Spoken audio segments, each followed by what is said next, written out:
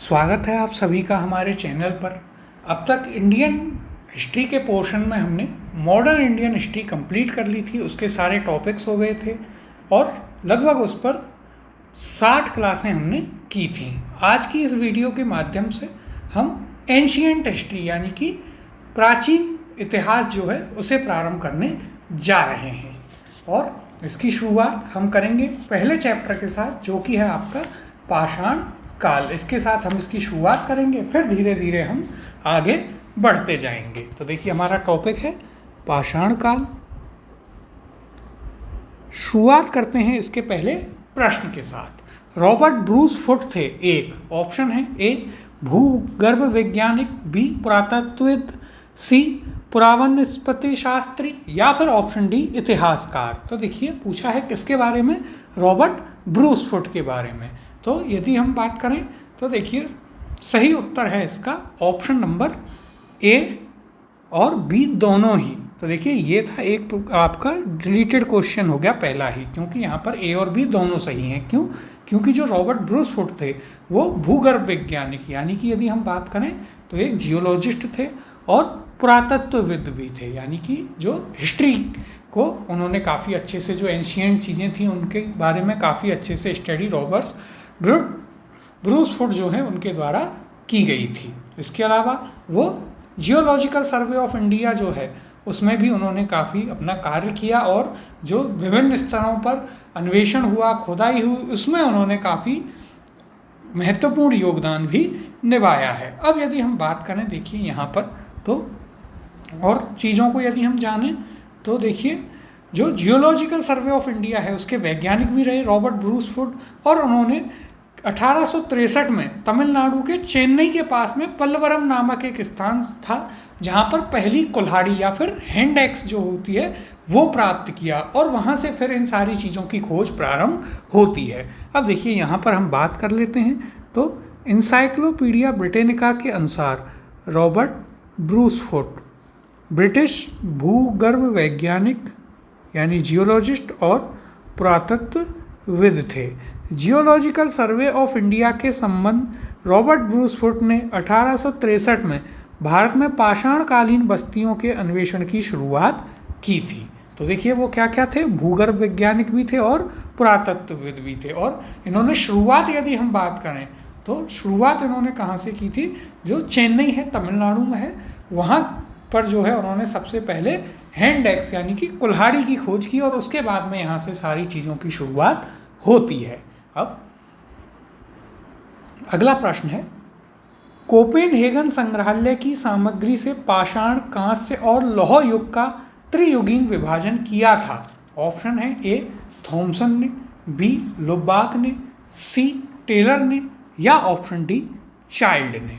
तो यहाँ पर सही उत्तर है आपका ऑप्शन नंबर ए थॉमसन ने। क्या पूछा है तो देखिए कोपेनहेगन संग्रहालय की जो सामग्री है, कोपेनहेगन जो आपका एक क्या है संग्रहालय, वहाँ पर जो सामग्री रखी हुई है उससे पाषाण, कांस्य और लौह युग का त्रियुगीन विभाजन किसके द्वारा किया गया, तो वो किया था थॉमसन ने। अब देखिए यहाँ पर यदि हम बात करें तो उन्होंने क्या किया थॉमसन ने, तो थॉमसन ने देखिए अलग जितनी भी वहाँ पर वस्तुएं थी उनको अलग अलग समय काल के अनुसार विभाजित किया कि ये पाषाण काल की हैं यानी कि स्टोन एज की हैं, ये मध्य काल की हैं यानी मिडिल एज की हैं, ये उसके बाद में उन्होंने बताया कॉपर एज यानी कांस्य युग की हैं, फिर आयरन एज यानी कि लौह युग की हैं। इस प्रकार से उन्होंने चीज़ों को वर्गीकृत किया और वहाँ से जो है हम इस विभाजन को फिर आगे हम पढ़ते आ रहे हैं कि ये इस प्रकार से चीज़ें यहाँ पर प्रारंभ हुई थी। अब देखिए यहाँ पर यदि हम बात करें तो डेनमार्क के कोपेनहेगन संग्रहालय कहाँ पर है, डेनमार्क में 1818 और 1820 में एक आयोग की रिपोर्ट के अनुसार सामग्री के आधार पर पाषाण, कांस्य और लौह युग का त्रियुगीय विभाजन क्रिश्चियन जर्गसन थॉमसन ने किया था। तो ये आप नाम याद रखेंगे।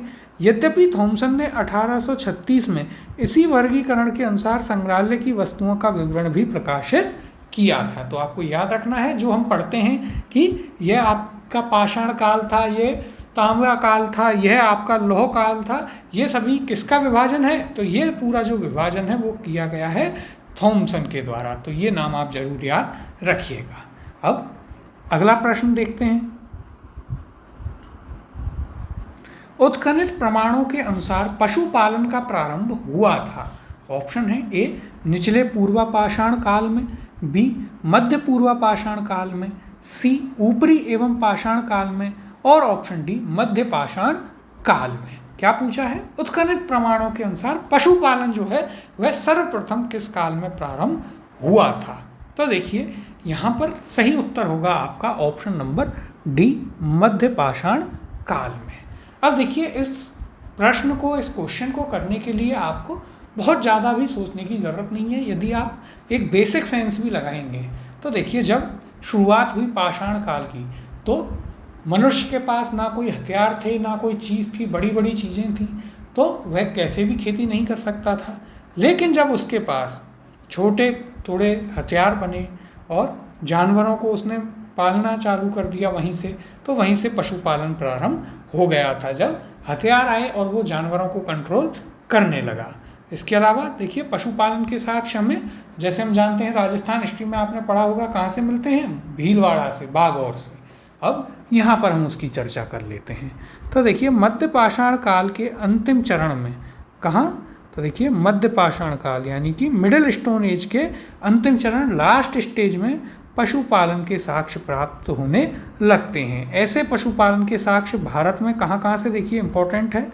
आदमगढ़, नर्मदापुर तथा जो कि मध्य प्रदेश में स्थित है, और बागौर जो कि आप सभी जानते हैं भीलवाड़ा राजस्थान से मिले हैं। तो ये आपके लिए एक बहुत ही इम्पोर्टेंट क्वेश्चन है। देखिए आप सभी भीलवाड़ा बागौर के बारे में जानते हैं, लेकिन दूसरा नाम भी आपको याद रखना है। कौन सा है? आदमगढ़, मध्य प्रदेश। और इसके अलावा यदि हम बात करें तो किस काल से ये साक्ष्य मिलना प्रारंभ हुए पशुपालन के? तो वो होते हैं मध्य पाषाण काल के अंतिम चरण जो था, लास्ट स्टेज जो थी इसकी, वहाँ पर जब आपका बिल्कुल एंड में पाषाण काल आ रहा था, जहाँ पर और भी अच्छे हथियार बनाए जा रहे थे। अब चलते हैं अपने अगले प्रश्न की ओर। तो देखिए अपने अगले प्रश्न की ओर चलते हैं और यहाँ पर इसे थोड़ा सा बड़ा भी कर लेते हैं जिससे यह आपको अच्छे से दिख जाए। देखिए मध्य पाषाणिक प्रसंग में पशुपालन के प्रमाण जहाँ से मिले वह स्थान है। पहला लंगनाच, ए बी वीरभानपुर, सी आदमगढ़, और ऑप्शन डी चौपानी मांडो। तो देखिए मध्य पाषाण काल में पशुपालन के साक्ष्य हमने पढ़ा दो स्थान से मिले। कहाँ कहाँ? एक बागौर राजस्थान और दूसरा आदमगढ़ मध्य प्रदेश। तो सही उत्तर है यहाँ पर ऑप्शन नंबर सी आदमगढ़। और आदमगढ़ कहाँ स्थित है? यह स्थित है आपके मध्य प्रदेश एमपी में। इसके अलावा और कहाँ से मिलते हैं? तो इसके अलावा ये साक्ष्य मिलते हैं आपको कहाँ से? तो बागौर राजस्थान से। ये हम आपको जो राजस्थान हिस्ट्री की क्लासेस हमने की थी वहाँ पर अच्छे से इन चीज़ों को बता चुके हैं। अगला प्रश्न है निम्नलिखित में से किस स्थल से हड्डी के उपकरण प्राप्त हुए हैं? ऑप्शन देखते हैं। ए चौपानी मांडो से, बी काकोरिया से, सी मेहदहा से, और ऑप्शन डी सराय नाहर राय से। क्या पूछा है? हड्डी के साक्ष्य कहाँ से मिले हैं? तो देखिए इसका सही उत्तर है ऑप्शन नंबर सी और डी दोनों ही, यानी यह भी आपका एक डिलीटेड क्वेश्चन हो गया क्योंकि यहाँ पर दो आपके जो हैं ऑप्शन वो इसका सही उत्तर हैं। तो देखिए ये क्वेश्चन आपके लिए इम्पोर्टेंट है। काफ़ी सारे यहाँ पर देखिए फैक्चुअल क्वेश्चन बनते हैं, तो आपको फैक्ट जो हैं वो ज़रूर याद रखने हैं। अब यदि हम यहाँ पर बात करें तो देखिए जो मेहदहा है वो कहाँ पर है? तो ये है आपके यूपी में। कहाँ पर? यूपी में। और दूसरा है आपका सराय नाहर। यदि हम इसकी बात करें तो देखिए इन दो स्थानों से आपको क्या मिलते हैं? इन दो स्थानों से आपको हड्डियों से बने हुए उपकरण भी मिलते हैं। अब यहाँ पर यदि हम चर्चा करें तो देखिए मध्य पाषाण कालीन मेहदहा जो कि उत्तर प्रदेश के कहाँ पर है? प्रतापगढ़ जिले में है, से बड़ी मात्रा में हड्डी एवं सींग से निर्मित उपकरण प्राप्त हुए हैं। इसके अलावा देखिए जी आर शर्मा मेहदहा में 3 क्षेत्रों का उल्लेख करते हैं जो झील क्षेत्र, बूचड़खाना संकुल क्षेत्र एवं कब्रिस्तान निवास क्षेत्र में बटा था। बूचड़खाना संकुल क्षेत्र से ही हड्डी एवं सींग निर्मित उपकरण एवं आभूषण बड़े पैमाने पर पाए गए हैं। इसके अलावा सराय नाहर राय, कहाँ से? तो देखिए सराय नाहर राय से भी अल्प मात्रा में हड्डी के उपकरण मिले हैं। तो देखिए हड्डी के उपकरण या हथियार दो स्थानों से मिले हैं। कहाँ कहाँ से? मेहदाह और सराय नाहर राय से। ये दो स्थानों के नाम आपको जरूर यहाँ पर याद रखने हैं। अब अगला प्रश्न देखते हैं।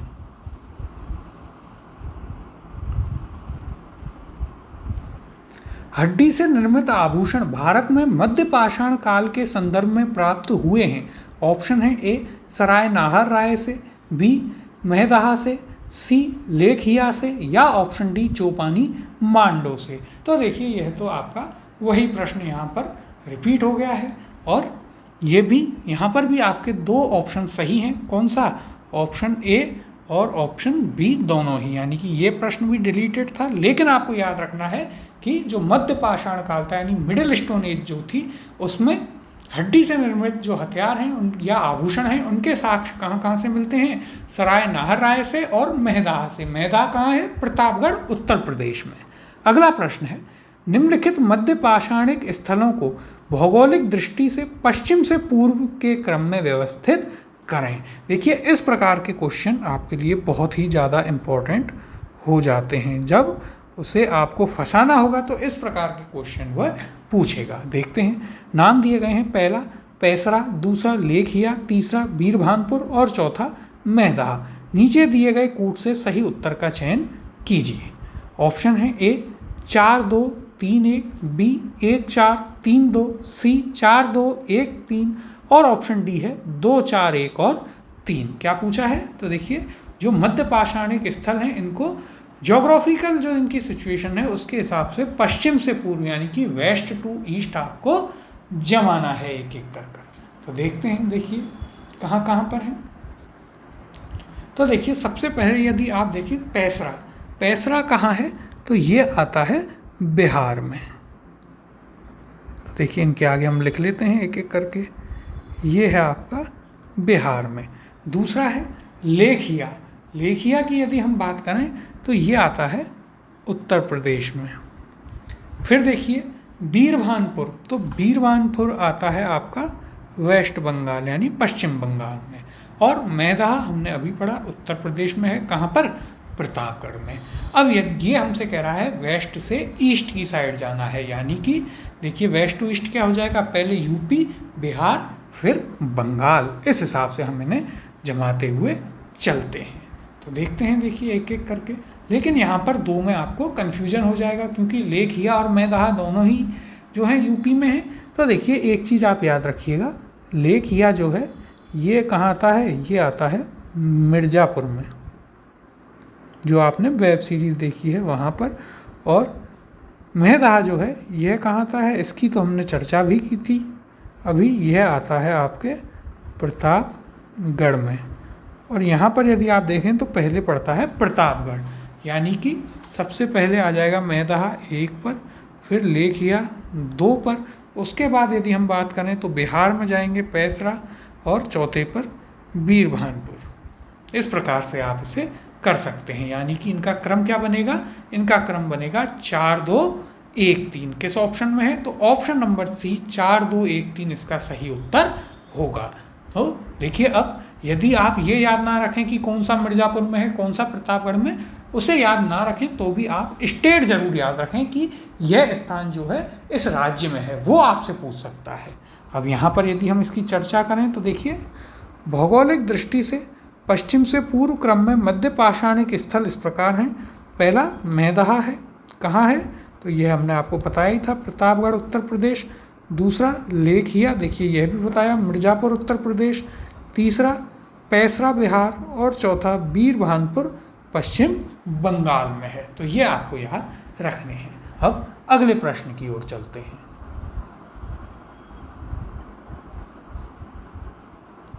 एक ही कब्र से 3 मानव कंकाल निकले हैं। ऑप्शन है ए सराय नाहर राय से, बी दमदमा से, सी मेहदाह से और ऑप्शन डी लंगनाथ से। तो देखिए एक ही कब्र से 3 कंकाल कहाँ मिले हैं, सही उत्तर हो जाएगा ऑप्शन नंबर बी दमदमा से।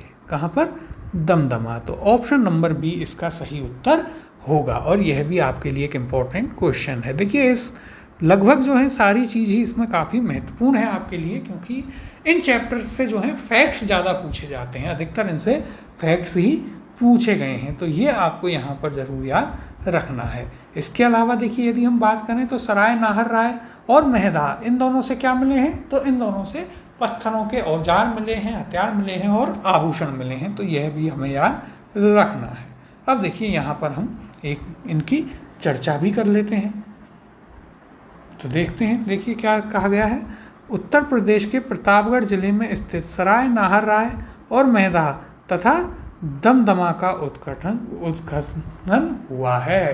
तो देखिए सबसे पहली चीज़ आपको याद रखनी है कि ये कहाँ पर हैं। तो देखिए उत्तर प्रदेश के प्रतापगढ़ में कौन कौन से स्थल हैं। पहला सराय नाहर राय, यहाँ से क्या मिला है, यहाँ से मिले हैं आपको क्या, पत्थरों के, हड्डियों के, हथियार या आभूषण। फिर मेहदा, यहाँ से भी यही वस्तुएं मिली हैं। और तीसरा है दमदमा। दमदमा कहाँ है, यह भी उत्तर प्रदेश के प्रतापगढ़ में स्थित है। और यहाँ से क्या मिला है, यहाँ से 3 मानव कंकाल मिले हैं। आगे यदि हम बात करें तो देखिए दमदमा में लगातार 5 वर्षों तक किए गए उत्खनन के फलस्वरूप पश्चिमी तथा मध्यवर्ती क्षेत्रों से कुल मिलाकर 41 मानव शवाधान ज्ञात हुए हैं। कितने शव मिले हैं, 41। इन शवाधानों में से 5 शवाधान युग्म शवाधान हैं, यानी कि औरत और आदमी एक साथ हैं, और एक शवाधान में 3 मानव कंकाल एक साथ मिले हैं। तो देखिए आपको याद रखना है 5 कैसे हैं, युग्म शवाधान, यानी इन लोगों ने भी कपल गोल्स अपनाए, और एक शवाधान जो है उसमें 3 मानव कंकाल मिले हैं। तो ये 2 पॉइंट आपको यहाँ पर याद रखने हैं। किसके बारे में, दमदमा के बारे में। क्या पॉइंट्स हैं, सबसे पहला कहाँ पर स्थित है, उत्तर प्रदेश के प्रतापगढ़ जिले में। दूसरा क्या 2 मुख्य चीज़ें हैं यहाँ पर, तो देखिए यहाँ पर पहली चीज़ है कि 5 शवाधान ऐसे हैं जो युग्म शवाधान हैं, यानी कि वहाँ पर औरत और आदमी को एक साथ दफनाया गया, और एक शवाधान ऐसा है जिसमें 3 मानव कंकाल एक साथ रखे हुए हैं। अब अगला प्रश्न है, खाद्यान्नों की कृषि सर्वप्रथम आरंभ हुई थी, और यहाँ पर आपसे काल पूछा है ना कि जगह पूछी है। तो यह भी आपके लिए एक बहुत ही महत्वपूर्ण प्रश्न हो जाता है। देखते हैं ऑप्शंस को। ए है नवपाषाण काल में, बी मध्य पाषाण काल में, सी पुरापाषाण काल में, और ऑप्शन डी प्रोटो ऐतिहासिक काल में। तो देखिए खाद्यान्नों की कृषि जो है वो, यानी फूड ग्रेन्स की जो एग्रीकल्चर है वो सबसे पहले नवपाषाण काल यानी कि नियो स्टोन एज में प्रारंभ हुई थी। ऑप्शन नंबर ए इसका सही उत्तर हो जाएगा।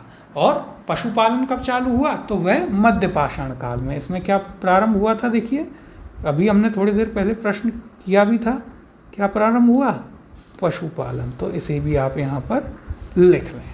अब देखिए यहाँ पर यदि हम बात करें तो खाद्यान्नों का उत्पादन सर्वप्रथम नवपाषाण काल में हुआ था। यह वही समय है जब मनुष्य कृषि कर्म से परिचित हुआ। सबसे पहले उसने क्या किया, जानवर पाले। अब आप देखिए ऐसे याद रखें, जब मध्य पाषाण काल था तो उसके अंतिम में मानव ने क्या किया, जानवर पाल लिए। जब जानवर पाल लिए तो उसे समझ में आया कि ये पाल लिए, इनको मैं दिन रात खिला रहा हूँ, ये कुछ काम तो करें, ये तो कुछ काम ही नहीं कर रहे, बस बैठे हैं काम के ना काज के, दुश्मन अनाज के। तो उसने क्या किया कि इनसे अब अनाज ही उगाया जाए। उसने खेती चालू करी मानव ने नवपाषाण काल में कि अब नया काल आ रहा है, तो उस नए काल में इनको एक नए काम पर लगाते हैं और जानवरों से फिर खेती करवाई जाने लगी। बैल को खेत में जोतने लगे और उसके बाद जो है खेती प्रारंभ हो गई। तो इस प्रकार से आप चीज़ों को लिंक करके याद रख सकते हैं। अब अगला प्रश्न देखते हैं। भारत में मानव का सर्वप्रथम साक्ष्य कहाँ मिला है? ऑप्शन है ए नीलगिरी पहाड़ियाँ, बी शिवालिक पहाड़ियाँ, सी नलमाला पहाड़ियाँ, या ऑप्शन डी नर्मदा घाटी। तो देखिए यह भी आपके लिए एक बहुत ही इम्पोर्टेंट क्वेश्चन है। भारत में मानव का सर्वप्रथम साक्ष्य कहाँ मिला है, ये चीज़ आपको यहाँ पर बतानी है, और इसका सही उत्तर है ऑप्शन नंबर डी नर्मदा घाटी। मानव का जो सर्वप्रथम साक्ष्य है वो कहाँ मिलता है? नर्मदा घाटी। नर्मदा घाटी कहाँ है? तो देखिए यह भी आप याद रखें, मध्य प्रदेश में है। अब यहाँ पर यदि हम चर्चा करें तो देखिए भारत में मानव का सर्वप्रथम साक्ष्य नर्मदा घाटी में अवस्थित कहाँ पर? हथनौरा, जो कि सीहोर मध्य प्रदेश में है, उस नामक पुरा स्थल से प्राप्त हुआ है। आपको इम्पोर्टेंट चीज़ है, नाम याद रखना है उस स्थल का। क्या नाम है स्थल का? हथनौरा। वहाँ से प्राप्त हुआ है। इसकी खोज किसने की? इसकी खोज पुरातत्वविद अरुण सोनकिया ने की थी। कब? 1982 में। तो देखिए ये इंपॉर्टेंट फैक्ट भी आपको यहाँ पर याद रखने हैं कि मानव का सर्वप्रथम साक्ष्य भारत में कहाँ मिलता है? नर्मदा घाटी। नर्मदा घाटी में कहाँ? हथनौरा। तो कैसे याद रखेंगे कि सबसे पहले क्या मिला? हाथ मिला। इसलिए यदि आप किसी भी व्यक्ति से पहली बार मिलते हैं तो उससे हाथ ही तो मिलाते हैं। तो ऐसे सबसे पुराने साक्ष्य मिले तो इसने भी अपना हाथ मिला लिया, तो जगह का नाम हो गया हथनौरा। कहाँ पर है? सीहोर मध्य प्रदेश में। और किसके द्वारा खोजा गया? अरुण सोनकिया के द्वारा। कब? 1982 में। इंपॉर्टेंट चीज़ें हैं, याद रखिएगा। अगला प्रश्न है, प्रथम मानव जीवाश्म भारत की किस नदी घाटी से प्राप्त हुआ था? ऑप्शन है ए गंगा घाटी, बी यमुना घाटी, सी नर्मदा घाटी, या ऑप्शन डी ताप्ती घाटी। तो देखिए यह प्रश्न हमने अभी किया। सही उत्तर है इसका ऑप्शन नंबर सी, नर्मदा घाटी से। नर्मदा घाटी से प्राप्त हुआ। और नर्मदा घाटी में भी यदि हम बात करें कहाँ, तो हाथ मिलाया यानी हथनौरा, मध्य प्रदेश। अब अगला प्रश्न देखते हैं। मानव द्वारा सर्वप्रथम प्रयुक्त अनाज था। प्रश्न कई बार आ चुका है ये। ऑप्शन है ए गेहूं, बी चावल, सी जौ और डी बाजरा। तो देखिए बहुत ध्यान से करना है, कई लोग इसमें सीधे गेहूं कर देंगे, जो आपका गलत उत्तर होगा। सही उत्तर है इसका ऑप्शन नंबर सी, जौ। सबसे पहले जो है मानव ने जो प्रयुक्त जो उसने अनाज किया वो था जौ। ऑप्शन नंबर सी इसका सही उत्तर है। कौन कौन से यदि हम बात करें कि कौन कौन से अनाज या कौन कौन सी फसलें सर्वप्रथम मानव ने प्रारंभ की, तो देखिए सबसे पहले मानव ने जौ, गेहूं, चावल, मक्का, बाजरा ये सभी प्रारंभ किए थे। इसके बाद धीरे धीरे धीरे धीरे उसने चीज़ों को आगे बढ़ाया। तो अब यहाँ पर हम इसकी चर्चा भी कर लेते हैं। तो देखिए क्या कहा गया है यहाँ पर। यदि हम बात करें तो देखिए आधुनिक मानव समाज द्वारा मुख्य रूप से 8 खाद्य अनाजों का उपभोग किया गया है। कौन कौन? जौ, गेहूं, चावल, मक्का, बाजरा, सोरगम, राई एवं जई, जो हमने आपको अभी बताए।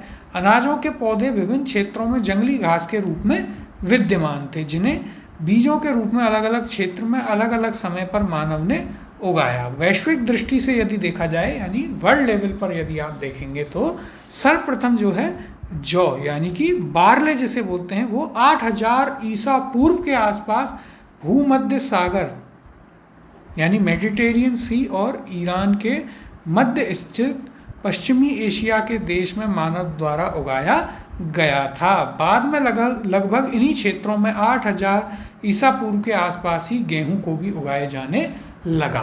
तो देखिए सबसे पहले आपको क्या चीज़ याद रखनी है कि कौन सी फसल सबसे पहले उगाई गई, तो वो थी जौ। कहाँ पर, किस एरिया में, ये भी इम्पोर्टेंट है। तो भूमध्य सागर यानी मेडिटेरियन सी और ईरान के बीच के इलाके में यह उगाई गई थी। और इसी समय पर मानव ने जो है गेहूं को भी उगाना चालू कर दिया था। लेकिन सबसे पहले उगाई जाने वाली फसल किसे माना जाता है, तो वह माना जाता है आपके किसको? जौ। अब अगले प्रश्न की ओर चलते हैं। भारतीय उपमहाद्वीप में कृषि के प्राचीनतम साक्ष्य प्राप्त हुए हैं। यह देखिए आपको यहाँ पर कंफ्यूज नहीं होना है। राजस्थान हिस्ट्री में आप कुछ पढ़ते हैं और यहाँ पर कुछ और होगा, तो कंफ्यूज ना हो। तो शुरुआत करते हैं देखिए इसके ऑप्शन से। ए कोल्डेवा से, बी लहुरादेव से, सी मेहरगढ़ से, या ऑप्शन डी टोकवा से। तो आपको बताना है ये जो विकल्प दिए गए हैं इनमें सबसे पहले प्राचीनतम साक्ष्य जो हैं वो कहाँ से मिलते हैं। इसका सही उत्तर हो जाएगा ऑप्शन नंबर बी। सही उत्तर है ऑप्शन नंबर बी, लहुरादेव से जो है सबसे पहले जो भारतीय उपमहाद्वीप है उसमें कृषि के प्राचीनतम साक्ष्य मिलते हैं। कैसे याद रखें, तो देखिए इस स्थान के एंड में क्या है, देव।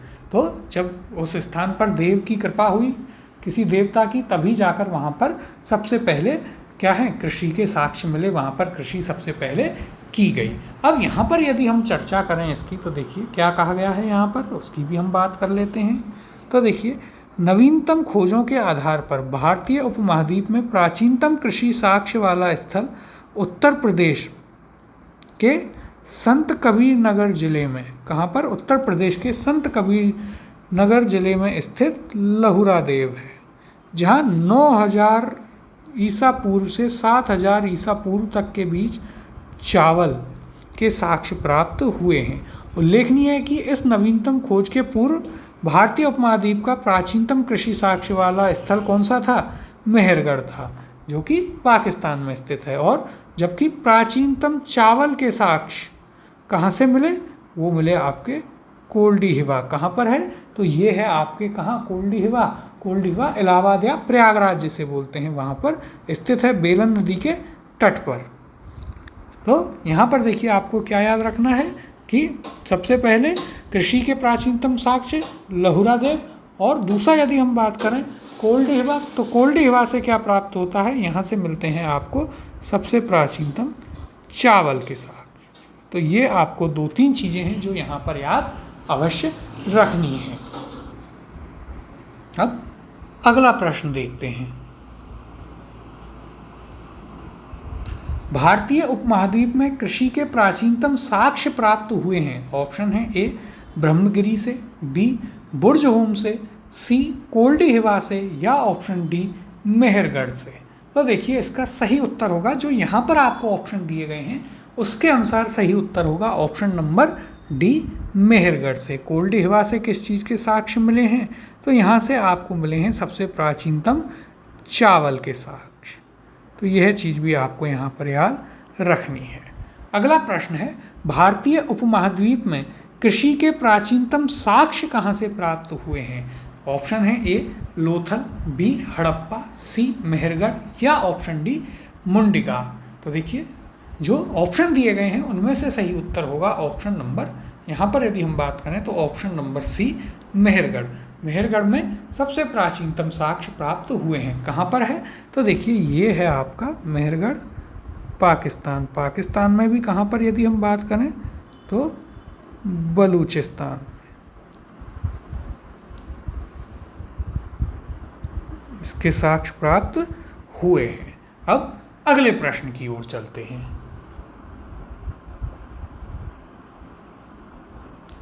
नवपाषाण युग यानी कि न्यू स्टोन एज जो थी, उसमें भारतीय उपमहाद्वीप के उत्तर पश्चिमी क्षेत्र में निम्नलिखित में से किस स्थान पर कृषि के अभ्युदय के प्रारंभिक प्रमाण मिले हैं।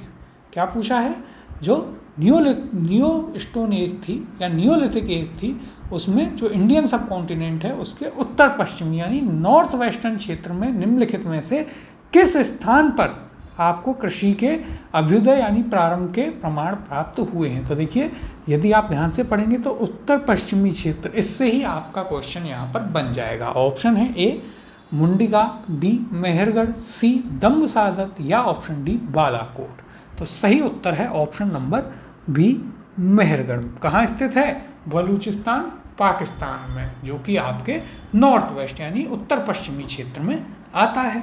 तो इस प्रकार से आप क्वेश्चनों को कभी कभार बहुत इजीली यदि आप ठंडे दिमाग से सोचेंगे तो इन क्वेश्चंस को कर पाएंगे। अगला प्रश्न है, भारत में पशुपालन एवं कृषि के प्राचीनतम साक्ष्य कहाँ प्राप्त हुए। ऑप्शन है ए अंजिरा से, बी दम्बसदात से, सी किले गुल मोहम्मद से, या ऑप्शन डी मेहरगढ़ से। तो देखिए वही प्रश्न है, सही उत्तर हो जाएगा ऑप्शन नंबर डी मेहरगढ़ से। अगला प्रश्न देखते हैं।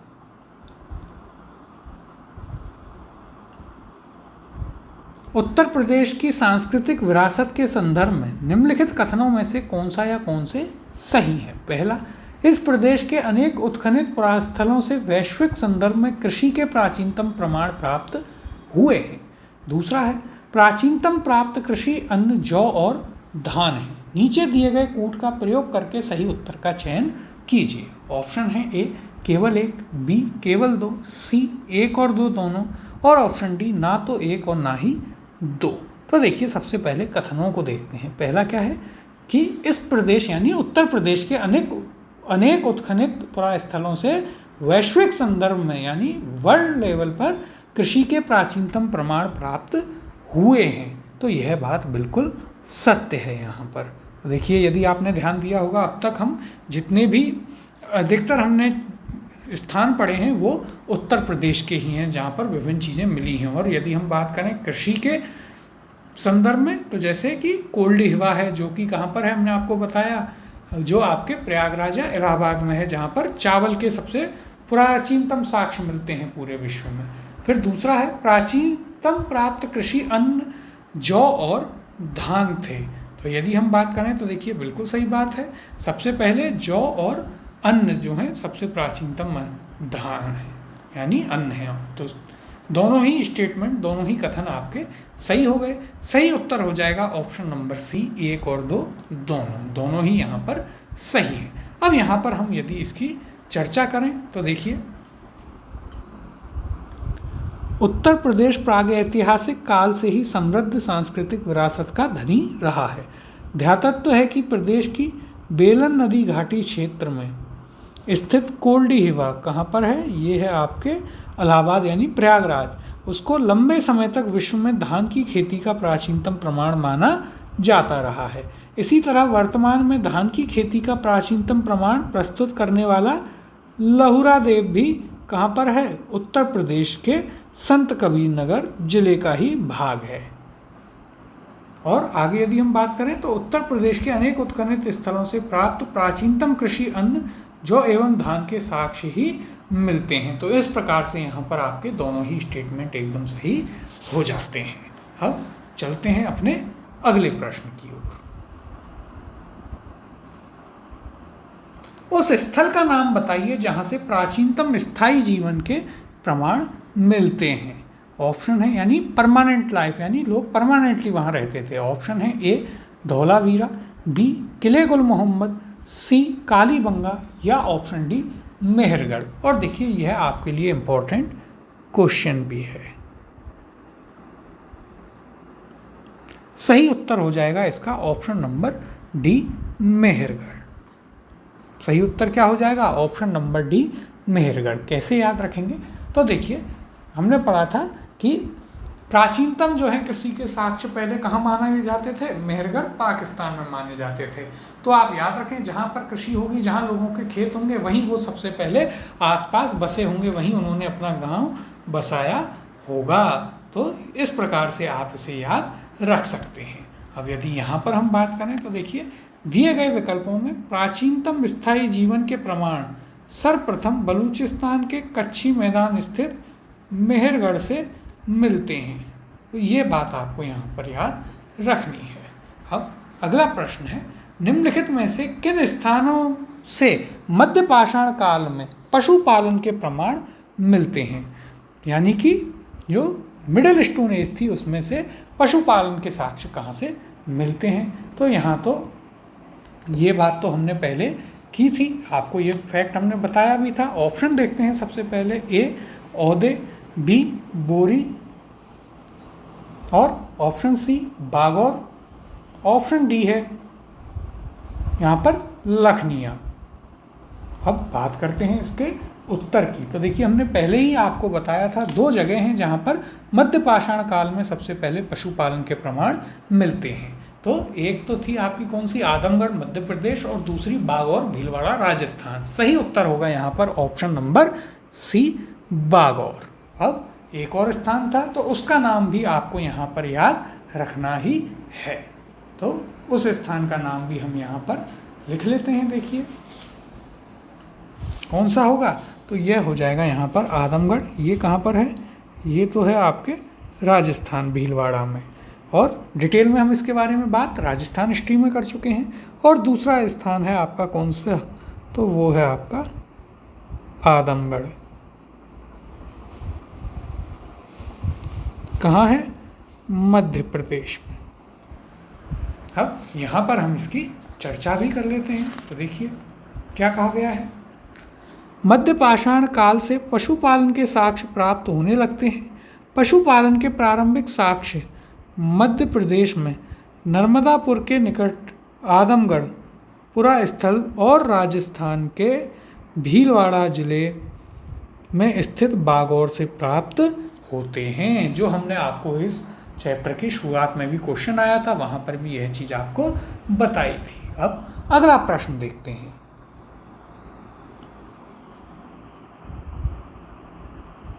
निम्नलिखित में से किसको चालकोलिथिक युग भी कहा जाता है?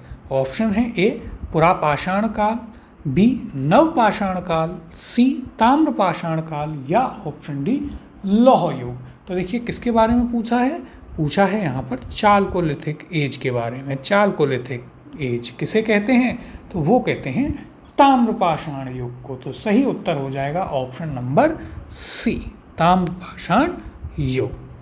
अब अगला प्रश्न है, आहड़ सभ्यता के बारे में निम्न कथनों पर विचार कीजिए। पहला, आहड़वासी तांबा गलाना जानते थे। दूसरा, ये लोग चावल से परिचित नहीं थे। तीसरा, धातु का काम आहड़वासियों की अर्थव्यवस्था का एक साधन था। और चौथा, यहाँ से काले लाल रंग के मृदभांड मिले हैं जिन पर सामान्यतः सफ़ेद रंग से ज्यामितीय आकृतियाँ उकेरी गई हैं। सही विकल्प का चयन कीजिए। ऑप्शन ए है पहला, तीसरा एवं चौथा सही है, बी है पहला और दूसरा सही है, सी है पहला, दूसरा और तीसरा सही है, और ऑप्शन डी है तीसरा और चौथा सही है। और ये देखिए आपसे RAS प्रीलिम्स 2021 में भी पूछा जा चुका है। इस प्रश्न को हम जब राजस्थान हिस्ट्री के क्वेश्चन हम आपको करा रहे थे वहाँ भी यह हमने कराया था, लेकिन यहाँ भी देखते हैं एक एक करके सभी कथनों को देखते हैं। तो देखिए पहला क्या है, आहड़वासी तांबा गलाना जानते थे। तो यह बात बिल्कुल सही है। आहड़ जो सभ्यता थी वे लोग तांबा गलाते थे, उन्हें ताम्रवती कहते थे। इस सभ्यता का दूसरा नाम यही था। तो यह आपका स्टेटमेंट बिल्कुल सही हो जाएगा। फिर यदि हम बात करें दूसरे की, तो दूसरा क्या है, ये लोग चावल से परिचित नहीं थे। तो देखिए यहाँ पर यदि हम बात करें तो ये लोग क्या पूछा है, कौन से सही हैं? तो ये तो चावल से परिचित थे, तो यह गलत हो जाएगा। तीसरा, धातु का काम आहड़वासियों की अर्थव्यवस्था का एक साधन था। तो देखिए ये लोग तांबा गलाते थे और उसी से अपना पेट पालते थे। तो पहला सही है, इसलिए तीसरा भी आपका सही हो जाएगा। फिर चौथा है, यहाँ से काले लाल रंग के मृदभांड मिले हैं जिन पर सामान्यतः सफ़ेद रंग से ज्यामितीय यानी कि ज्योमेट्रिकल फिगर्स आकृतियाँ उकेरी गई हैं। तो यह भी आपका एकदम सही है। यानी कि यहाँ पर कौन कौन सा कथन सही हो गया, पहला, तीसरा और चौथा किस ऑप्शन में है? ऑप्शन नंबर ए, 1, 3 और 4 यहाँ पर सही है। इसके बारे में हम काफ़ी डिटेल में हमने बात की है, आपको बताया है राजस्थान हिस्ट्री की क्लासेस में, तो आप उन वीडियोस को भी अवश्य देखिएगा।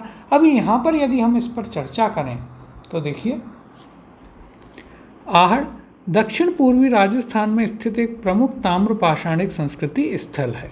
आहड़ संस्कृति के लोग मूलतः कृषक एवं पशुपालक थे।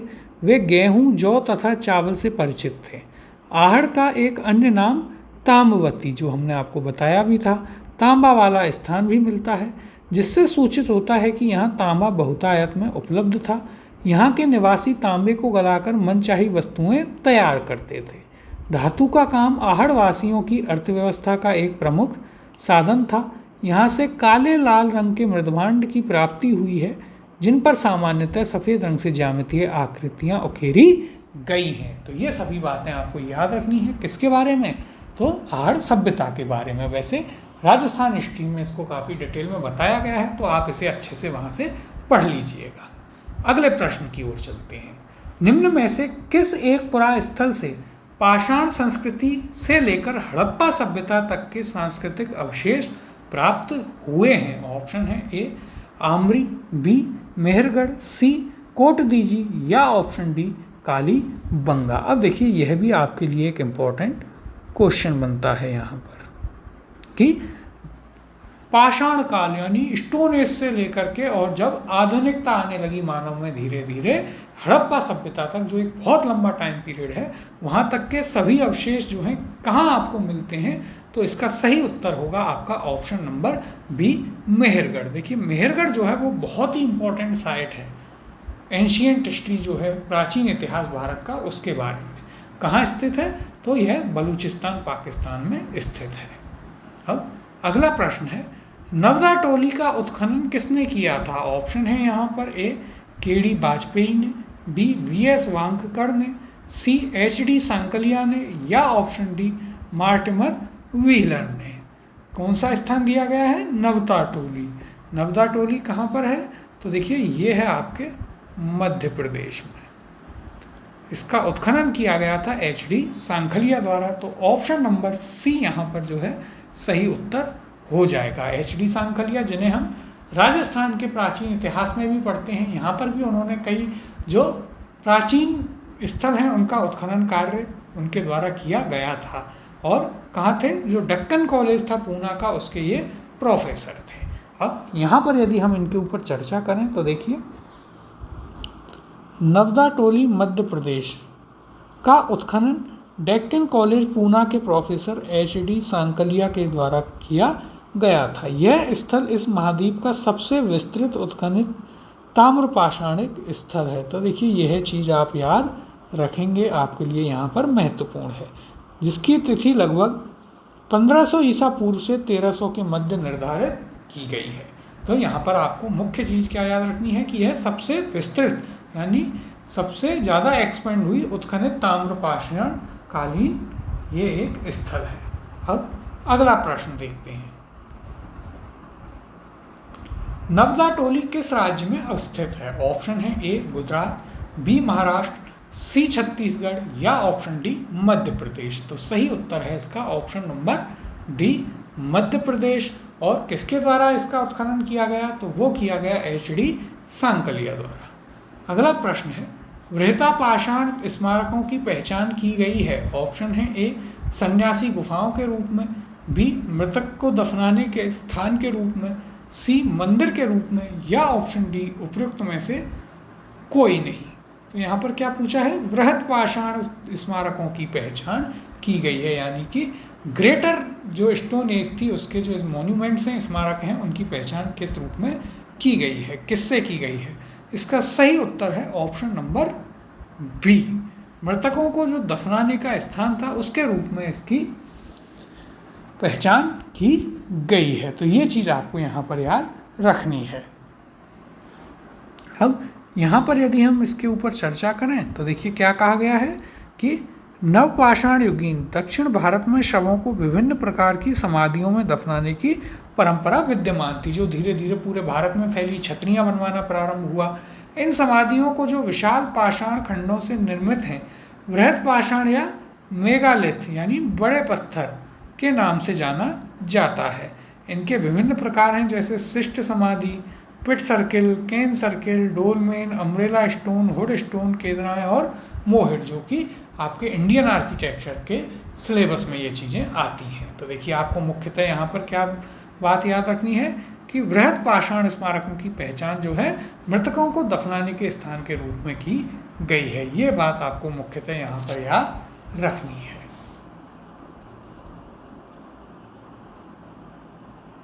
अब अगले प्रश्न की ओर चलते हैं।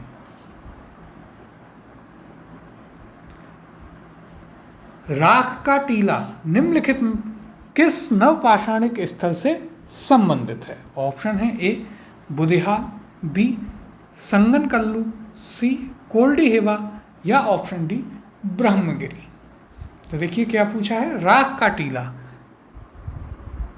किस नवपाषाणिक स्थल से संबंधित है? सही उत्तर है इसका ऑप्शन नंबर बी संगनकल्लू से। कहाँ पर है संगनकल्लू?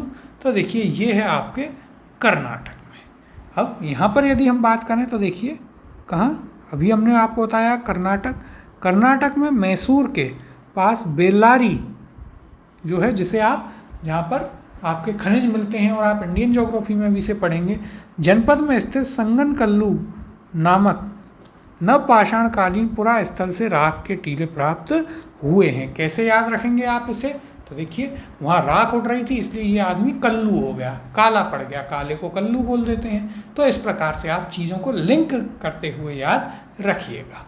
अगला प्रश्न है, भीमबेटका किसके लिए प्रसिद्ध है? ऑप्शन है ए गुफाओं के शैल चित्र के लिए, बी खनिज के लिए, सी बौद्ध प्रतिमाओं के लिए, या ऑप्शन डी सोन नदी का उपागम स्थल है इसके लिए। देखिए किसके बारे में पूछा है, भीमबेटका के बारे में। तो फिलहाल इसका जो सही उत्तर है वो देखते हैं। सही उत्तर है इसका ऑप्शन नंबर ए। गुफाओं के शैल चित्रों के लिए प्रसिद्ध है क्या, भीमबेटका। कहाँ पर है अब उसकी बात कर लेते हैं। तो भीमबेटका है आपका रायसेन मध्य प्रदेश में। कहाँ पर स्थित है, रायसेन मध्य प्रदेश में स्थित है आपका भीमबेटका। और यहाँ पर क्या है, काफ़ी सारे शैल चित्र इन गुफाओं में यहाँ पर हैं जो कि आपको देखने को मिलते हैं, जिनमें कई सारे जानवर भी आपको यहाँ पर देखने को मिल सकते हैं। लगभग 500 के करीब यहाँ पर शैल चित्र हैं। अब यहाँ पर यदि हम चर्चा करें तो देखिए मध्य प्रदेश के कहाँ पर, तो देखिए हमने अभी आपको बताया मध्य प्रदेश के रायसेन जिले के अब्दुल्लागंज के समीप। कहाँ, मध्य प्रदेश रायसेन और उसमें भी अब्दुल्लागंज के समीप स्थित भीमबेटका प्राग ऐतिहासिक शैल चित्र का श्रेष्ठ उदाहरण है। इन गुफाओं में जीवन के विविध रंगों को पेंटिंग के रूप में उकेरा गया है, जिनमें हाथी, सांवर, हिरण आदि के चित्र हैं। अब तक लगभग 700 शिलान्यास की पहचान की जा चुकी है, जिसमें 500 में चित्र पाए गए हैं। तो देखिए यहाँ पर काफ़ी सारे चित्र जो हैं उस समय की लाइफ को दर्शाते हुए यहाँ पर दिखाए गए हैं। अब अगला प्रश्न देखते हैं।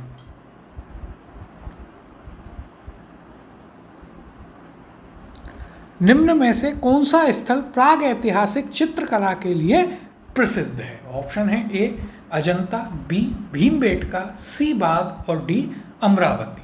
तो यहाँ पर सही उत्तर हो जाएगा आपका ऑप्शन नंबर बी भीमबेटका। कहाँ पर है, अब्दुल्लागंज मध्य प्रदेश में स्थित है। अब आपको कंफ्यूज नहीं होना है कि अजंता में भी तो पेंटिंग्स हैं, मूर्तियाँ हैं, लेकिन यहाँ क्या पूछा है, प्राग ऐतिहासिक चित्रकला के बारे में। अगला प्रश्न है भीमबेटका की गुफाएं कहाँ स्थित हैं। ऑप्शन है A Bhopal, B Pachmarhi, C Singrauli या ऑप्शन डी अब्दुल्लागंज रायसेन। तो सही उत्तर है option number D Abdullaganj Raisen Madhya Pradesh में स्थित हैं आपके भीमबेटका की गुफाएं। अगला प्रश्न है भारत में किस शिलाश्रय से सर्वाधिक चित्र प्राप्त हुए हैं। ऑप्शन है ए घगरिया, बी भीमबेटका।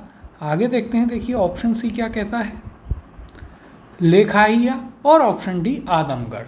तो सही उत्तर हो जाएगा आपका यहाँ पर ऑप्शन नंबर कौन सा, बी भीमबेटका। यह इसका सही उत्तर होगा।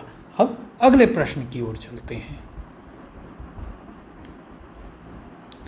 निम्नलिखित में से किस भारतीय पुरातत्ववेत्ता ने पहली बार भीमबेटका गुफा को देखा और उसके शैल चित्रों के प्राग ऐतिहासिक महत्व को खोजा। तो देखिए यह आपके लिए एक इम्पॉर्टेंट क्वेश्चन यहाँ पर बनता है। ऑप्शन है ए माधव स्वरूप वत्स, बी एच.डी. संकालिया, सी वी.एस. वाकणकर या ऑप्शन डी वी.एन. मिश्रा। तो सही उत्तर है इसका ऑप्शन नंबर सी वी.एस.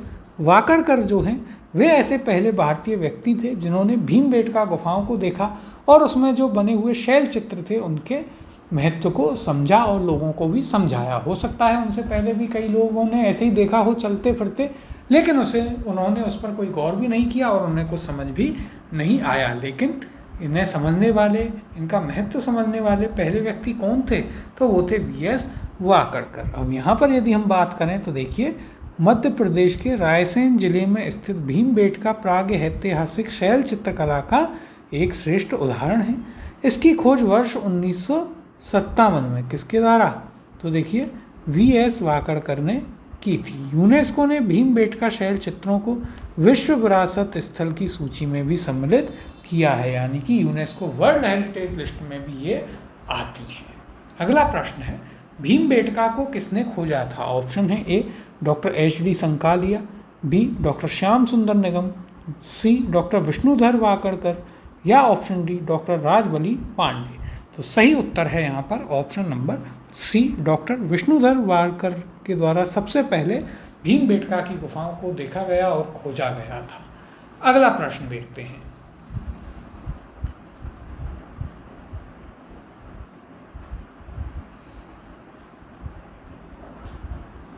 गैरिक मृदभांड पात्र OCP का नामकरण हुआ था। ऑप्शन है ए हस्तिनापुर में, बी अहिछत्र में, सी नोह में या ऑप्शन डी लाल किले में।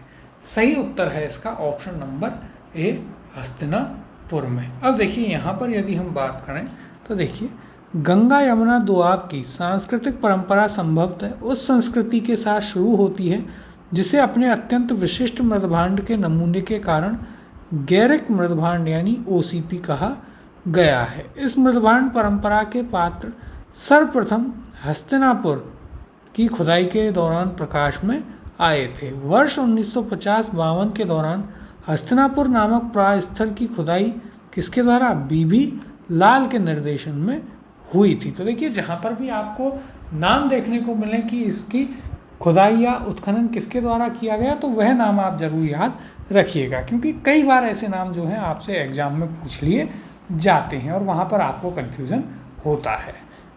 अब अगला प्रश्न देखते हैं। ताम्रशम काल में महाराष्ट्र के लोग मृतकों को घर के फर्श के नीचे किस तरह रखकर दफनाते थे? ऑप्शन है ए उत्तर से दक्षिण की ओर, ऑप्शन बी देखते हैं आगे देखिए पूर्व से पश्चिम की ओर, सी दक्षिण से उत्तर की ओर, या फिर ऑप्शन डी पश्चिम से पूर्व की ओर। तो देखिए क्या बताना है, महाराष्ट्र में लोग जो हैं ताम्रशम काल के दौरान अपने घर में के फर्श के नीचे ही लोगों को दफनाते थे और उसका डायरेक्शन क्या होता था? तो सही उत्तर है इसका ऑप्शन नंबर ए, उत्तर से दक्षिण की ओर उन्हें दफनाया जाता था। अब यहाँ पर देखिए यदि हम चर्चा करें तो महाराष्ट्र की ताम्रपाषाण कालीन संस्कृति जिसे जौरवे संस्कृति के नेवासा, दैमाबाद, चांदोली, इनाम गांव आदि पुरा स्थलों में मृतकों को उत्तर से दक्षिण दिशा में घरों के फर्श के नीचे दफनाए जाने के साक्ष्य मिले हैं। कब्र में मिट्टी की हड्डियां और तांबे की कुछ वस्तुएं भी रख दी जाती थी। अब अगले प्रश्न की ओर चलते हैं।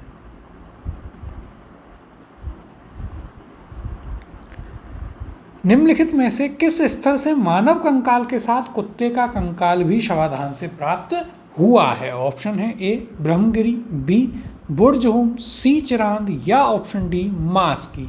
तो देखिए यह प्रश्न आप कई बार कर चुके होंगे। सही उत्तर है इसका ऑप्शन नंबर बी बुर्जहोम। इंसान के साथ कुत्ता दफनाए जाने का साक्ष्य सबसे पहले कहाँ से मिलता है? तो वो मिलता है आपको बुर्जहोम से। कहाँ है बुर्जहोम? तो ये है आपका जम्मू एंड कश्मीर में। अब देखिए यहाँ पर यदि हम बात करें तो जम्मू एवं कश्मीर में श्रीनगर के निकट स्थित बुर्जहोम से नवपाषाणिक अवस्था में मानव कंकाल के साथ कुत्ते का कंकाल भी शवाधान से प्राप्त हुआ है। गर्तावास यानी गड्ढों वाले घर भी यहाँ की प्रमुख विशेषता थे। किस प्रकार के घर? कि जो गड्ढे में बने होते थे और उनमें ऊपर से घुसने का रास्ता होता था, वो भी यहाँ की बुर्जहोम की एक प्रमुख विशेषता है। अगला प्रश्न है, निम्नलिखित में से किस स्थान पर मानव के साथ कुत्ते को दफनाए जाने का साक्ष्य मिलता है? ऑप्शन है ए बुर्जहोम, बी कोलढेवा, सी चोपानी मांडो, या ऑप्शन डी मांडो। सही उत्तर है इसका ऑप्शन नंबर ए बुर्जहोम। कहाँ है बुर्जहोम? जम्मू कश्मीर के श्रीनगर में। अगला प्रश्न है, गर्त आवास के साक्ष्य प्राप्त हुए हैं यानी कि जमीन के थोड़ा सा नीचे धंसाकर जो घर बनाए जाते थे। ऑप्शन है ए बुर्जहोम से, बी कोलढेवा से, सी ब्रह्मगिरी से, या ऑप्शन डी संगन कल्लू से। तो सही उत्तर है इसका ऑप्शन नंबर ए बुर्जहोम से जो है गर्त आवास के साक्ष्य प्राप्त हुए हैं। कैसे याद रखेंगे? तो देखिए कश्मीर में क्या है, कभी भी गोली चलती है, कभी भी हमला हो सकता है, इसलिए लोग क्या करते थे, शुरू से ही घरों को थोड़ा ज़मीन के नीचे बनाकर रखते थे जिससे उन्हें कोई हानि ना पहुंचे। इस प्रकार से आप याद रख सकते हैं। दूसरा देखिए कोल्डहिवा से क्या मिला? सर्वप्रथम चावल के साक्ष्य मिले। दूसरा संगन कल्लू से क्या मिला? राख के साक्ष्य मिले। जो हमने बात करी थी कि वहाँ पर राख उड़ रही थी इसलिए वह व्यक्ति कल्लू हो गया यानी काला हो गया। अब अगला प्रश्न देखते हैं। निम्नलिखित युग्मों पर विचार कीजिए। तो देखिए यहाँ पर आपको दो कॉलम दिए गए हैं। पहला ऐतिहासिक स्थान है, दूसरा ख्याति का कारण है। तो पहले ऐतिहासिक स्थान देख लेते हैं। पहला बुर्जहोम, दूसरा चंद्रकेतुगढ़, तीसरा गणेश्वर।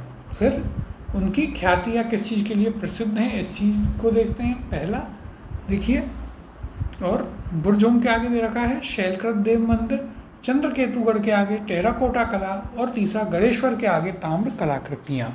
उपयुक्त युग्मों में से कौन सा या कौन सी सही सुमेलित हैं? ऑप्शन है ए केवल एक, बी केवल एक और दो, ऑप्शन सी देखते हैं यहाँ पर क्या है, केवल तीन, और ऑप्शन डी 2 और 3 दोनों।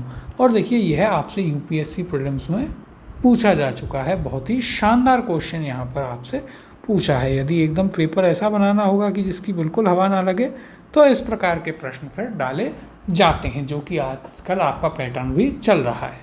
तो देखिए सबसे पहले यदि हम बात करें किसकी, बुर्जहोम की, तो देखिए बुर्जहोम में शैलकृत देव मंदिर, तो यह तो आपका सही मैच नहीं है। यहाँ तो क्या होगा, इंसान के साथ दफनाया हुआ कुत्ता होगा, या फिर क्या होगा, गर्तावास बने हुए होंगे। दूसरा है चंद्रकेतुगढ़ टेराकोटा कला, यह बिल्कुल आपका यहाँ पर सही है। कहाँ पर स्थित है चंद्रकेतुगढ़, तो यह स्थित है आपके वेस्ट बंगाल यानी कि पश्चिम बंगाल में। फिर है आपका गणेश्वर यानी, और यहाँ पर क्या है, ताम्र कलाकृतियाँ, तो यह भी सही है। गणेश्वर सभ्यता कहाँ है, राजस्थान में। अब राजस्थान में किस जगह है और क्या क्या चीज़ें उसके बारे में आपको हमने बताई। यदि आप शुरू से हमसे जुड़े हुए हैं तो आपको अवश्य पता होगा, और इसका उत्तर आप कमेंट में बताइए। अब यहाँ पर क्या है, देखिए कि सिर्फ दूसरा और तीसरा ही एकदम सही सुमेलित हैं। तो किस ऑप्शन में है 2 और 3, देखते हैं। ऑप्शन है आपका यहाँ पर ऑप्शन नंबर कौन सा, डी, 2 और 3 यहाँ पर आपका सही उत्तर होगा। अब यहाँ पर यदि हम बात करें तो देखिए बुर्जहोम नामक नवपाषाणिक पुरा स्थल कहाँ पर है, जम्मू एवं कश्मीर केंद्र शासित प्रदेश में स्थित है। इस पुरा स्थल की खोज वर्ष 1935 में डी टेरा एवं पीटरसन ने की थी। इस पुरा स्थल से गर्तावास के साक्ष्यों की प्राप्ति हुई है। चंद्रकेतुगढ़ कहाँ पर है, तो ये है देखिए आपके पश्चिम बंगाल में। वहाँ के प्रांत में स्थित एक प्रमुख ऐतिहासिक पुरातात्विक पुरास्थल है, जो विद्याधरी नदी के तट पर है। देखिए नदी कौन सी है, विद्याधरी। अब डीप जब क्वेश्चन पूछने जाएगा तो इस प्रकार के क्वेश्चन आपको देगा, और वहाँ आपको बिल्कुल हवा ही नहीं लगेगी। यहाँ से ऐतिहासिक काल के टेराकोटा कला के कई उदाहरण प्राप्त हुए हैं, जो तत्कालीन शिल्प कौशल की एक असामान्य विशेषता प्रदर्शित करता है। गणेश्वर की हमने बात की है, राजस्थान में स्थित एक प्रमुख ताम्रपाषाणिक पुरास्थल है। इस पुरास्थल की खोज राजस्थान विश्वविद्यालय के पुरातत्व विभाग के प्रोफेसर रतन चंद्र अग्रवाल RC अग्रवाल ने की थी। इस पुरास्थल से दोहरी पेंचदार सिरों वाली ताम्रपाषाण बागड़, मछलियां पकड़ने का कांटा तथा विभिन्न प्रकार के मृदभांड प्राप्त हुए हैं। तो यहाँ पर कुछ ये इंपॉर्टेंट चीज़ें हैं जो आपको याद एकदम अच्छे से रखनी है इन स्थानों के बारे में। अगले प्रश्न की ओर चलते हैं। विंध्य क्षेत्र के किस जलाशय से सर्वाधिक मानव कंकाल मिले हैं? ऑप्शन है ए मोरहना पहाड़, बी घगरिया, सी बगही खोर, या ऑप्शन डी लेखिया। तो देखिए यहाँ पर सही उत्तर होगा आपका ऑप्शन नंबर डी लेखिया। लेखिया जो क्षेत्र है विंध्य में या विंध्याचल में, वहाँ से सर्वाधिक मानव कंकाल आपको मिले हैं। अब यहाँ पर यदि हम इसकी चर्चा करें तो देखिए क्या कहता है कि डॉक्टर JN पांडे की पुस्तक पुरातत्व विमर्श के अनुसार विंध्य क्षेत्र के लेखिया के शिलाश्रय संख्या 1 से मध्य पाषाणिक लघु पाषाण उपकरणों की अतिरिक्त 17 मानव कंकाल प्राप्त हुए हैं, जिनमें से कुछ सुरक्षित हालत में हैं तथा अधिकांश क्षत विक्षत अवस्था में प्राप्त हुए हैं। तो यह भी आपको यहाँ पर याद रखना है। कहाँ से सर्वाधिक कंकाल मिले हैं? लेखिया से। तो यह चीज़ आपको जरूर याद रखनी है। अब अगला प्रश्न देखते हैं। नीचे 2 कथन दिए गए हैं, एक को अभिकथन ए तथा दूसरे को कारण आर कहा गया है। अभिकथन यानी असर्शन ए और कारण यानी रीजन आर। अभिकथन यानी असर्शन ए है, विंध्य क्षेत्र के पाषाण युगीन लोगों ने नूतन भूतल काल के अंत में गंगा घाटी में प्रव्रजन किया। और कारण आर रीजन है, जलवायु परिवर्तन के कारण इस काल में शुष्कता का चरण था। नीचे दिए गए कूट से सही उत्तर का चयन कीजिए। ऑप्शन ए है, ए और आर दोनों सही हैं तथा आर ए की सही व्याख्या करता है। ऑप्शन बी है, ए और आर दोनों सही हैं परंतु आर ए की सही व्याख्या नहीं करता है। ऑप्शन सी देखते हैं यहाँ पर क्या दिया गया है, ए सही है परंतु आर गलत है, और ऑप्शन डी है ए गलत है परंतु आर सही है। तो एक बार पुनः कथनों को देखते हैं। अभी कथन ए क्या है, विंध्य क्षेत्र के पाषाण युगीन लोगों ने नूतन भूतज काल के अंत में गंगा घाटी में प्रवचन यानी कि वहाँ पर वो जाने लगे। तो यह आपका बिल्कुल सही है। कारण आर क्या है कि जलवायु परिवर्तन के कारण इस काल में सकुशलता या शुष्कता का चरण था। तो कारण भी इसका सही है, यानी कि यहाँ पर तो ए और आर दोनों सही हैं और जो कारण है वो ए की असर्शन की सही व्याख्या भी कर रहा है। तो उत्तर हो जाएगा आपका ऑप्शन नंबर ए, यह आपका सही उत्तर है।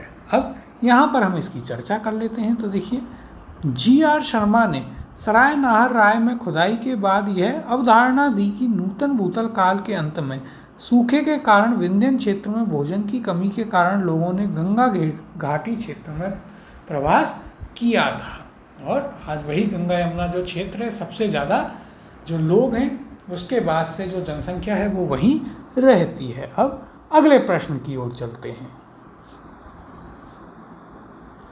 भारतीय पुरातत्व सर्वेक्षण निम्नलिखित विभाग या मंत्रालयों में से किसका संलग्न कार्यालय है, यानी किसके अंडर में आता है। ऑप्शन है ए संस्कृति मंत्रालय, बी पर्यटन मंत्रालय, सी विज्ञान एवं प्रौद्योगिकी, या ऑप्शन डी मानव संसाधन विकास मंत्रालय के अधीन।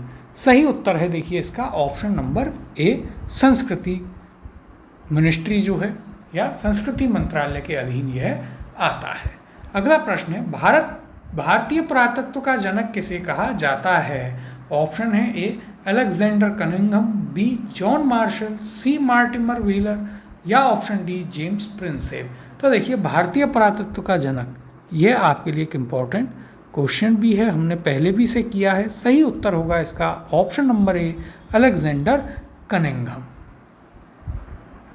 अब यहाँ पर यदि हम बात करें तो देखिए, अलेक्जेंडर कनिंघम को एक ब्रिटिश सेना अधिकारी के रूप में बंगाल इंजीनियर ग्रुप के साथ काम करने के लिए तैनात किया गया था। उन्हें ही भारतीय पुरातत्व के जनक के रूप में जाना जाता है। जो कहानी है कि ट्रेन की लाइन बिछड़ी थी और सबसे पहले जो वो कुछ ईंटें मजदूरों ने यूज़ की, बाद में जो अंग्रेज अधिकारी हैं वे देखते हैं कि ये ईंटें तो अलग ही हैं, और फिर धीरे धीरे जब खोज होती है तो सारी बातें पता चलती हैं। अगला प्रश्न है, राष्ट्रीय मानव संग्रहालय कहाँ पर स्थित है। ऑप्शन है A Guwahati, B Bastar, C Bhopal, या ऑप्शन डी चेन्नई। सही उत्तर है इसका ऑप्शन नंबर सी भोपाल।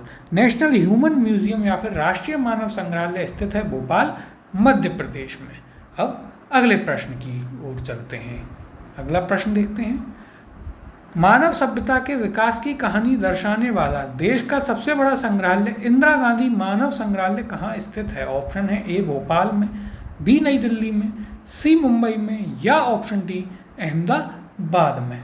तो देखिए, मानव संग्रहालय या इंदिरा गांधी मानव संग्रहालय कहाँ पर है, वो है आपके भोपाल मध्य प्रदेश में। ऑप्शन नंबर ए यहाँ पर इसका सही उत्तर हो जाएगा। तो ये थे हमारे इस पूरे चैप्टर के जितने भी क्वेश्चन थे, पूरा जो चैप्टर है वो आपका हो चुका है पाषाण काल वाला। और इसमें देखिए हमने 45 प्रश्न किए हैं। सभी प्रश्नों को आपको अच्छे से समझाया गया है, डिटेल में इनके बारे में बताया गया है। अगली क्लास में हम अपना नया टॉपिक स्टार्ट करेंगे और आपका नया टॉपिक होगा सिंधु घाटी सभ्यता, जो लगभग 2 क्लास में आपका पूरा होगा। थोड़ा बड़ा टॉपिक है, उसे भी हम अच्छे से इसी प्रकार से प्रश्नों को समझते हुए और चीज़ों को किस प्रकार से दिमाग में याद रखना है, क्योंकि देखिए जो एंशिएंट हिस्ट्री है उसमें काफ़ी सारे फैक्ट्स हैं, तो फैक्ट्स को थोड़ा आपको लिंक बिठाने का तरीका हम बताएंगे, उस प्रकार से आप याद करते जाइएगा। मिलते हैं अगली क्लास में।